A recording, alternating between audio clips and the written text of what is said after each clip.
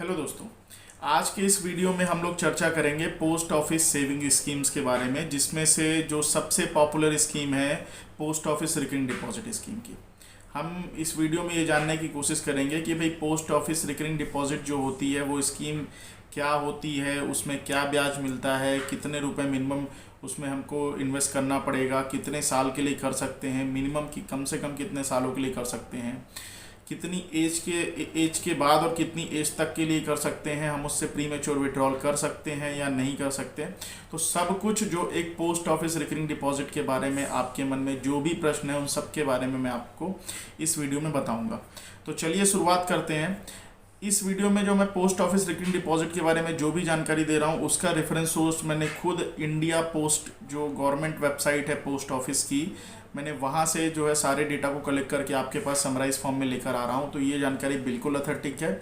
और जो latest updation हुआ था इंडिया पोस्ट की तरफ से अपनी इस post office recurring deposit scheme को लेकर, वो हुआ था 1 अप्रैल 2020 को। तो मैं 1 अप्रैल 2020 यानी कि बिल्कुल लेटेस्ट डेटा जो है वो मैं आपके सामने लेटेस्ट इन्फॉर्मेशन आपके सामने शेयर कर रहा हूँ। तो इसके बाद आपको जो है पोस्ट ऑफिस रिकरिंग डिपॉजिट के बारे में लगभग कोई भी समस्या जो है वो नहीं आएगी। पूरी जानकारी आपको मिल चुकी होगी। फिर भी अगर कुछ छूटता है, कुछ रह जाता है या मन में कुछ संशय होता है तो आप कमेंट बॉक्स में उस क्वेश्चन को डाल दीजिएगा, लिख दीजिएगा, मैं उसके बारे में आपको रिप्लाई कर दूंगा। तो दोस्तों शुरुआत करते हैं। पोस्ट ऑफिस रिकरिंग डिपॉजिट के बारे में सबसे पहला क्वेश्चन लोगों के मन में ये आता है कि इसे कौन ओपन कर सकता है। तो पहली बात तो ये है कि इसे कोई भी व्यक्ति सिंगली ओपन कर सकता है या जॉइंटली ओपन कर सकता है। और इसमें 3 एडल्ट जो है एज एन जॉइंट होल्डर हो सकते हैं। ठीक है, अगर जॉइंटली आप खोलना चाहते हो तो 3 लोग मिलकर जो एडल्ट हैं वो एक जॉइंट होल्डर के तौर पे हो सकते हैं। और इसे सिंगली भी ओपन किया जा सकता है।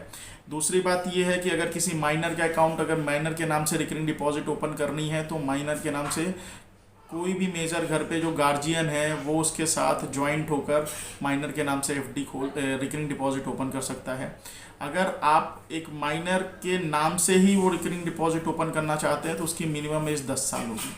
यानी कि अगर कोई भी माइनर जो है वो 10 साल की एज का है तो फिर उसका जो अकाउंट है वो रिकरिंग डिपॉजिट वो माइनर के नाम से ही खुलेगा। लेकिन अगर 10 साल से भी कम का है तो फिर गार्जियन के साथ वो रिकरिंग डिपॉजिट ओपन किया जा सकता है। एक क्वेश्चन और इसमें आता है कि भाई ये बताइए कि अगर कोई अनसाउंड पर्सन है, मेंटली स्टेबल नहीं है, उसका है और वो 18 साल के ऊपर है तो उसके लिए भी गार्जियन के साथ रिकरिंग डिपॉजिट पोस्ट ऑफिस में ओपन किया जा सकता है एक अनसाउंड आदमी के लिए। एक और प्रश्न उठता है कि कितने number of recurring deposit upon open कर सकते हैं। तो कितने भी नंबर ऑफ, एक व्यक्ति का जो है वो 100 रिकरिंग डिपॉजिट भी जो है पोस्ट ऑफिस में अपने नाम से ओपन कर सकता है। अगला क्वेश्चन ये आता है कि डिपॉजिट का अमाउंट क्या होगा, डिपॉजिट कैसे करेंगे। तो ये आप चेक और कैश दोनों के माध्यम से पेमेंट डिपॉजिट कर सकते हैं। अगर आप रिकरिंग डिपॉजिट ओपन करते हैं तो अगर आपकी 15 तारीख के बाद अगर रिकरिंग डिपॉजिट अगर आपकी ओपन हुई है तो 15 से लेके महीने के अंतिम दिन तक, 30 का महीना तो 30 तारीख तक, 31 का महीना तो 31 तारीख तक के बीच में आपको अपनी इंस्टॉलमेंट हर महीने की जमा करनी है। अगर 15 से पहले ओपन होता है तो 1 तारीख से लेके 15 तारीख के बीच में आपको ये पेमेंट करना है। दूसरी बात, जो मिनिमम अमाउंट होगा वो होगा 100 रुपये का, मतलब कम से कम आपको 100 रुपये की आरडी ओपन करनी पड़ेगी। और उसके बाद आप 10 रुपये के मल्टीपल में कितनी भी आरडी ओपन कर सकते हैं, यानी 110 रुपये, 120 रुपये, 130 रुपये। अगर आपने 10,000 रुपये महीने की खोली है तो 10,000 10 रुपये, 10,000 20 रुपये, 10,000 30 रुपये, तो 100 रुपया मिनिमम है। और 10 के मल्टीपल पे आप कितने भी अमाउंट का, मैक्सिमम अमाउंट तक की आप आरडी ओपन करवा सकते हैं। एक चीज़ आपको इसमें और जानने वाली है वो ये है कि डिफ़ॉल्ट इन केस कि आपने रिकरिंग डिपॉजिट पोस्ट ऑफिस में खोली और आपने 5 साल की, चूँकि 60 किस्तें आपको जमा करनी पड़ेंगी, आपने 60 इंस्टॉलमेंट आपकी है और अगर उसमें आप डिफ़ॉल्ट करते हैं तो क्या होगा। तो पहली चीज़ तो ये है कि अगर आप कोई भी अमाउंट अगर आप डिफ़ॉल्ट करते हैं, कोई भी इंस्टॉलमेंट, सपोज आपने 1,000 रुपये हर महीने की जो है एक रिकरिंग डिपॉजिट आपने ओपन की है और उसमें मान लीजिए 1 महीने की किस्तें आपने डिफ़ॉल्ट कर दी है तो पर 100 रुपये के ऊपर 1 रुपये की पेनल्टी लगेगी। इसका मतलब ये हुआ कि मान लीजिए आपने जनवरी में कोई रिकरिंग डिपॉजिट ओपन की है और जनवरी में इंस्टॉलमेंट देने के बाद फरवरी में आपने इंस्टॉलमेंट नहीं दी, तो मार्च में जब आप जमा करने जाएंगे तो मार्च की इंस्टॉलमेंट का 1,000 रुपया प्लस जनवरी के इंस्टॉलमेंट का 1,000 रुपया, ये 2,000 रुपया हो गया। मार्च का 1,000 रुपया और फरवरी के इंस्टॉलमेंट का 1,000 रुपया, 2,000 रुपया ये हो गया। और फरवरी में पर 100 रुपीज़ के ऊपर 1 रुपया, तो 1,000 रुपये के ऊपर 10 रुपया, तो 2010 रुपये आपको जमा करना पड़ेगा, 10 रुपये पेनल्टी के तौर पे। तो 1 रुपये पर 100 रुपीज़ के ऊपर पेनल्टी लगेगा। एक इम्पॉर्टेंट बात और जानने लायक है कि अगर आप मैक्सिमम चार इंस्टॉलमेंट जो है आप डिफ़ॉल्ट कर सकते हैं। अगर 4 इंस्टॉलमेंट आपकी डिफ़ॉल्ट हो गई तो उसके बाद आपका अकाउंट जो है वो डिसकंटिन्यूड हो जाएगा, और उसके बाद जब वो डिसकंटिन्यूड हो जाएगा तो आपको 2 महीने का समय मिलेगा। अगर उन 2 महीनों के अंदर 5वें और 6वें महीने के अंदर अगर आप सारी ओवरड्यू इंस्टॉलमेंट का अमाउंट प्लस जो करंट मंथ का वो अमाउंट पेनल्टी के साथ आप जमा कर देते हैं तो वो अकाउंट फिर कंटिन्यू हो जाएगा। लेकिन अगर उसके बाद भी आपने 2 महीने के बाद भी आपने उसको कंटिन्यू नहीं किया हुआ है तो फिर वो अकाउंट आपका आरडी अकाउंट आपका बंद हो जाएगा और पेमेंट जो है वो आपको वापस आ जाएगी। एक इम्पॉर्टेंट बात यहाँ पर ये भी है कि जब वो अकाउंट जो है चार डिसकंटिन्यूड हो गया, उसके बाद 2 जो है आपका हो गया, लेकिन अगर आपके पास पेमेंट नहीं है, ठीक है, लेकिन आप उसको बंद नहीं करना चाह रहे हैं, तो 4 अप टू 4 इंस्टॉलमेंट जब आपकी डिफ़ॉल्ट हो रही है तब तक आपके पास ये अपॉर्चुनिटी रहती है कि आप उस आरडी के पीरियड को उतने महीने के लिए जितने महीने का डिफ़ॉल्ट हुआ आप आगे बढ़ा सकते हैं।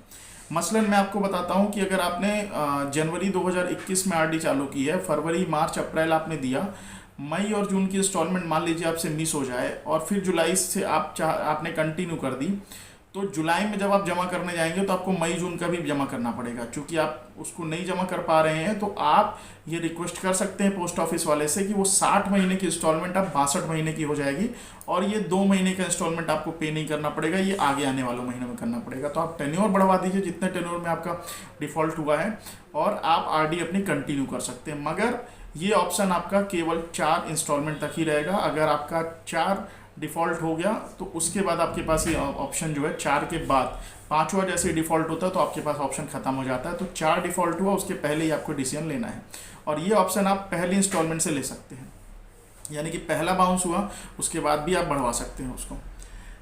एक अगला इसमें आता है कि एक बहुत अच्छा फैसिलिटी है, मतलब ये लिटरली मतलब पोस्ट ऑफिस रिकरिंग डिपॉजिट की जो टोटल जो ये प्रोडक्ट है ना इसमें 4 चांद लगा देता है, वो है एडवांस डिपॉजिट का। मतलब इसमें ये कहा गया है इस डिपॉजिट में कि अगर आपके पास एडिशनल पैसा है, आपने रिकरिंग डिपॉजिट चालू की, मान लीजिए 4,000 रुपये 5,000 रुपये महीने के आपने रिकरिंग डिपॉजिट चालू किया तो 60 इंस्टॉलमेंट आपको देनी है।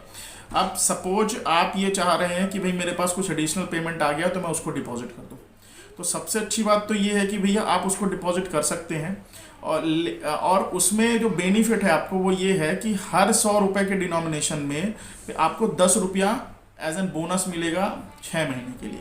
और अगर आपने 12 महीने की इंस्टॉलमेंट आपने जमा कर दी है एक साथ एडवांस में तो आपको हर 100 रुपये के ऊपर 40 रुपया मिलेगा। तो ये बहुत अच्छा जो है इसमें ऑप्शन है। इसके बाद एक इसमें बहुत अच्छी चीज़ ये है कि एडवांस पेमेंट आप अकाउंट ओपन करने के किसी भी वक्त कर सकते हैं। आपने जनवरी 2021 में अपनी इंस्टॉलमेंट चालू की, आप जनवरी में 6 महीने का या 12 महीने का एडवांस आप जमा कर सकते हो, तो ये बहुत अच्छा फीचर है। एक चीज़ ये है कि 5 साल की चूंकि डिपॉजिट है और बीच में हो सकता है पैसे की रिक्वायरमेंट पड़ जाए, तो उस वक्त आप क्या करेंगे? तो इसमें आपको लोन मिलेगा, आपको लोन मिल जाएगा जितना भी डिपॉजिट अमाउंट है उसमें उसका 50% तक लोन ले सकते हैं। बट इसमें 2 शर्तें हैं। पहली शर्त ये है कि कम से कम जो आरडी है उसको 1 साल पूरा होना ज़रूरी है, ठीक है, और उसकी 12 इंस्टॉलमेंट पेड होनी चाहिए। अब इसका मतलब क्या हुआ? इसका मतलब ये हुआ कि मान लीजिए आपने जनवरी में खोला और किसी ने 12 महीने की एडवांस EMI एडवांस जो डिपॉजिट है उसने पहले ही दे दी, ठीक है। अब एडवांस दे दी है लेकिन जो डिपॉजिट को ओपन हुए अभी 1 महीना ही हुआ है। जनवरी 2021 में उन्होंने ओपन किया और जनवरी 2021 में 12 महीने का इंस्टॉलमेंट उन्होंने जो है पे कर दिया, डिपॉजिट कर दिया, ठीक है। और जो टेन्योर है वो अभी केवल 1 महीना ही हुआ है, तो उसको कम से कम 12 महीना हो जाना चाहिए, उसके बाद ही वो उसको जो है अपना क्या कहते हैं जमा कर क्या कहते हैं लोन ले सकते हैं। दूसरा ये कि सपोज किसी का 12 महीना पूरा हो गया है लेकिन उस 12 महीने में हुआ ये है कि उन्होंने केवल 10 इंस्टॉलमेंट ही पे किया, 2 इंस्टॉलमेंट वो डिफ़ॉल्ट कर गया जिसके लिए उन्होंने अपना टेन्योर बढ़वा लिया, ठीक है। तो साल भर हो चुका है फिर भी उन्होंने केवल 10 इंस्टॉलमेंट ही अभी तक पे की है, तो उनको 2 इंस्टॉलमेंट के लिए और रखना पड़ेगा, यानी कि मिनिमम 1 साल और 12 इंस्टॉलमेंट मिनिमम। ये दोनों कंडीशन जब फुलफिल हो जाती हैं तो 50% तक का आप जो है उसमें जितना भी डिपॉजिट है उसमें आप एज एन लोन ले सकते हैं। अब बात आती है लोन हमने ले लिया तो उसमें इंटरेस्ट कितना लगेगा। तो आरडी में जो भी आपको इंटरेस्ट रेट मिल रहा है उससे 2% ज़्यादा लगेगा। तो अभी करंट में आरडी का जो इंटरेस्ट रेट है वो 5.8% का है। सो अगर आपने 5.8% का इंटरेस्ट रेट है तो आपको 7.8% का आपको उस पर इंटरेस्ट आपको उस लोन पे चार्ज होगा। अब क्वेश्चन ये आता है यहाँ पर कि जब वो इंटरेस्ट आपको जो चार्ज होगा तो जो आपने लोन लिया है उसको आपको रीपे कैसे करना पड़ेगा। तो रीपे के दो ऑप्शन है। पहला ऑप्शन ये है कि आप हर महीने का जो है इंस्टॉलमेंट जो है आप क्या कहते हैं बनवा लीजिए, ठीक है। तो इंस्टॉलमेंट के थ्रू आप उसको पे कर दीजिए। दूसरा ऑप्शन ये है कि आप लमसम में उसको पेमेंट कर सकते हैं पूरा, जितना सपोज आपने 50,000 रुपये निकाला और 7.8% के हिसाब से जो भी आपका इंटरेस्ट बना 6 महीने आपने यूज किया उसके ऊपर इंटरेस्ट ऐड करके दे दीजिए, आप डिपॉजिट कर दीजिए, या आप मंथली इक्वल इंस्टॉलमेंट बनवा लीजिए वो जमा कर दीजिए। और अगर आप ये दोनों नहीं कर पाए तो भी कोई दिक्कत नहीं है। मेच्योरिटी में मान लीजिए आपका 1,10,000 रुपया आने वाला था आरडी से, तो उससे आपने ये 50,000 रुपया लोन लिया तो 50,000 प्लस ब्याज मिला के मान लीजिए 60,000 हुआ। तो 1/10 में से ये आपका लोन अमाउंट जो होगा वो माइनस होकर आपको बाकी पेमेंट मिल जाएगा। तो ये हो गया। इसमें एक और जो अहम बात है वो ये समझने का कि प्री मेच्योर क्लोजर। तो भाई चूंकि 60 महीने बहुत होते हैं और अगर बीच में आप ऐसी कोई परिस्थिति आती है कि नहीं भाई हम इसको चला नहीं सकता और मेरी कुछ दूसरी ऑब्लिगेशंस आ गई हैं वो वजह से बंद करना है, तो मिनिमम 3 साल जो है आपका ये इसमें एक कंडीशन है कि 36 इंस्टॉलमेंट के बाद आप इसको कभी भी प्री मेच्योर क्लोजर आप कर सकते हैं। इसमें एक चीज़ जरूर है कि आपको जो प्री मेच्योर जो क्लोजर होगा उसमें आपको जो इंटरेस्ट मिलेगा that interest will be of saving account. तो जो आपके सेविंग अकाउंट में जो इंटरेस्ट लगा रहेगा वही इंटरेस्ट आपको मिलेगा यहाँ पर। तो मतलब ये हुआ कि भाई आपका सेविंग अकाउंट में आज की डेट में पोस्ट ऑफिस का 4% इंटरेस्ट चल रहा है तो 4% मिलेगा, प्री मेच्योर क्लोजर आपका हो जाएगा, लेकिन मिनिमम 36 मंथ आपका चल रहा होना चाहिए। आगे इसमें जो एक ऑप्शन है कि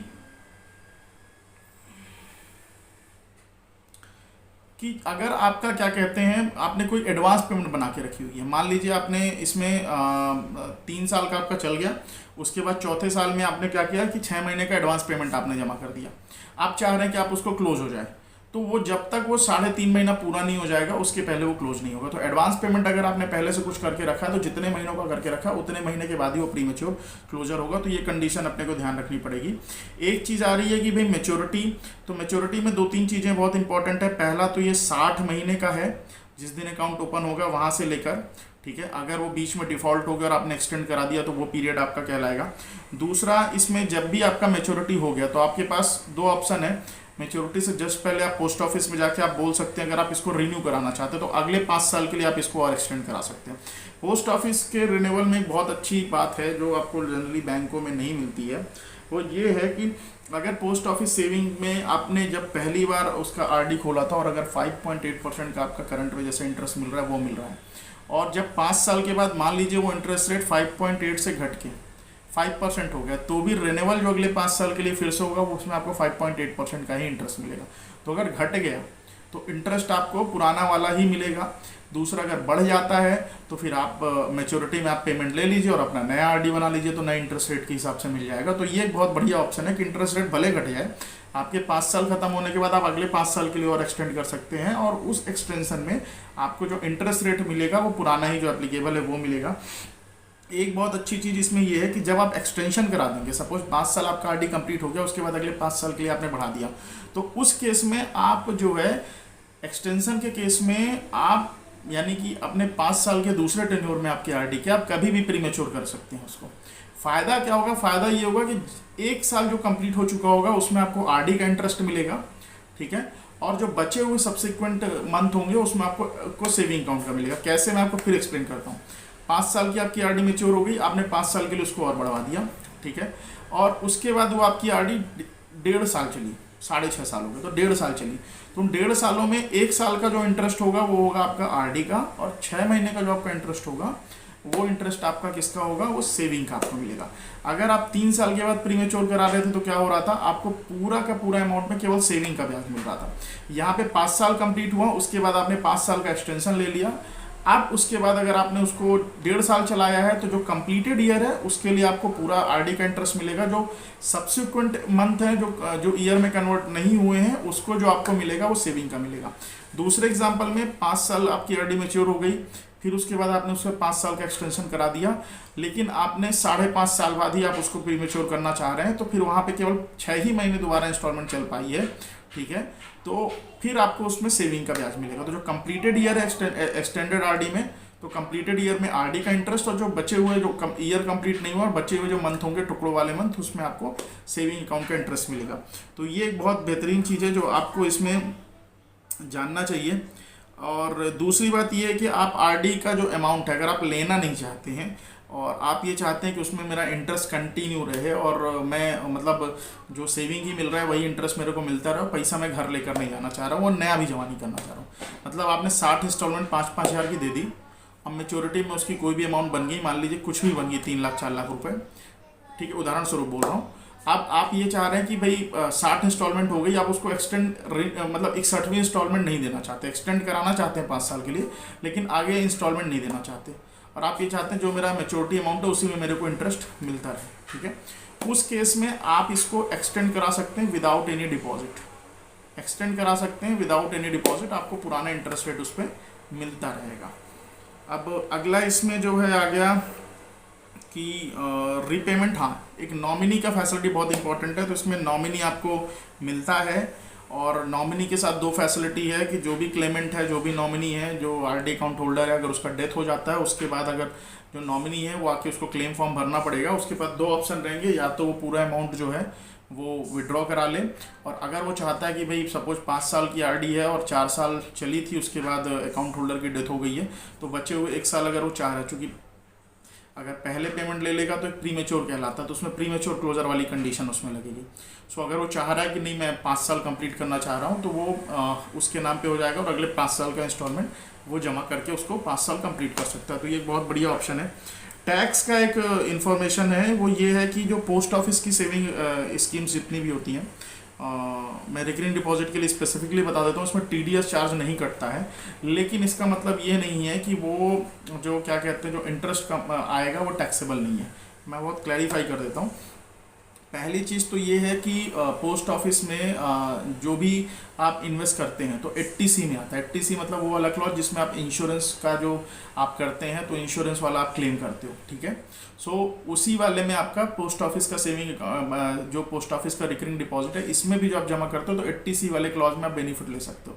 तो अगर 80C वाले क्लॉज में आपका कुछ छूटा हुआ है जिसमें 1.5 लाख तक का बेनिफिट आप ले सकते हैं, तो उसमें आप पोस्ट ऑफिस रिकरिंग डिपॉजिट आप कर सकते हैं इंश्योरेंस के अलावा, 1.5 लाख रुपए तक का इन्वेस्टमेंट। दूसरी चीज़ ये कि उससे जो इंटरेस्ट आप कमाएंगे वो इंटरेस्ट टैक्सेबल होगा, लेकिन उसमें पोस्ट ऑफिस टीडीएस नहीं काटेगी। उसमें टीडीएस आप अपने जो क्या कहते हैं जब आप आईटीआर वगैरह अपना फाइल करेंगे तो उसमें आप ये इनकम को आपके income from other sources column में जाके ऐड हो जाएगा, और उसके बाद जो आपकी टैक्स लाइबिलिटी बनेगी उसके हिसाब से ये हो जाएगा, ठीक है। तो जो डिपॉजिट कर रहे हैं अमाउंट वो आपको 80C में उसका रिबेट ले सकते हैं, लेकिन 1.5 लाख रुपए तक, लेकिन जो इंटरेस्ट है वो टैक्सेबल रहेगा, बट वो आप अपने आईटीआर में शो करके वहाँ से आपका जो भी इंटरेस्ट का कैलकुलेशन होगा, लेकिन जो आपका पोस्ट ऑफिस है उसमें वो टीडीएस आपकी नहीं काटेगी। तो ये पूरा ओवरऑल मैंने आपको इसका इन्फॉर्मेशन दे दिया है, आपको सारी जानकारी इसमें मिल गई है डिटेल वाइज, बहुत ऑथेंटिक है। इंडिया पोस्ट की वेबसाइट से मैंने आपको दिया हुआ है, सोर्स जो है इंडिया पोस्ट का मैंने नीचे लिंक डिस्क्रिप्शन बॉक्स में मैं इसका दे दूंगा, आप ऑथेंटिकेट कर सकते हैं। और इसके अलावा कोई क्वेरी है तो आप इसमें जो है मुझे जो है कमेंट करके आप बता दीजिएगा, मैं उसका जवाब आपको दे दूंगा। Thank you so much.